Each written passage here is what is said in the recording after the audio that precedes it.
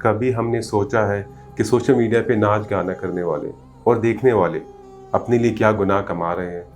वैसे तो मुसलमान लड़कियां हज़रत फातिमा रज़ियल्लाहु अन्हा से और मुसलमान लड़के हज़रत हसन और हज़रत हुसैन रज़ियल्लाहु अन्हु से मोहब्बत के दावे करते हैं। इसके बावजूद क्या हम उनके नक्श कदम पे चल रहे हैं? अल्लाह सुब्हानहू व तआला कुरान में फरमाते हैं, और मोमिन मर्दों से कह दो कि वो अपनी निगाहें नीची रखें, और मोमिन औरतों से कह दो कि वो अपनी निगाहें नीची रखें। ये नाच गाना आपको आखिरत में कैसे नफ़ा दे सकता? हम ये सब करके किसको खुश कर रहे हैं, अल्लाह को या लोगों को? अगर हमें यकीन है कि अल्लाह हमेशा हमें देख रहा है, तो क्या ये सोचने के बाद हमें अल्लाह से हया नहीं आएगी?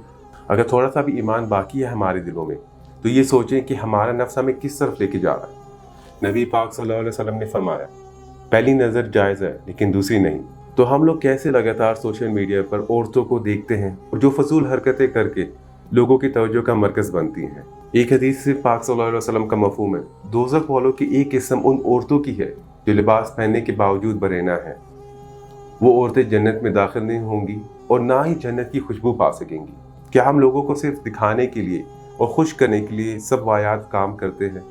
क्या हमें इतना भी यकीन नहीं कि मरने के बाद हमने अपने अमाल का हिसाब देना है? चले हम सब नाच गाना करते हैं, लेकिन हम अपने अंजाम से बेखबर हैं।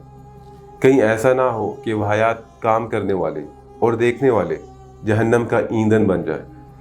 हम लोगों को चाहिए कि ना ऐसा काम करें और ना फाश वीडियो देखें। क्या हम अपनी इस्लामी तालीमात भूल चुके हैं?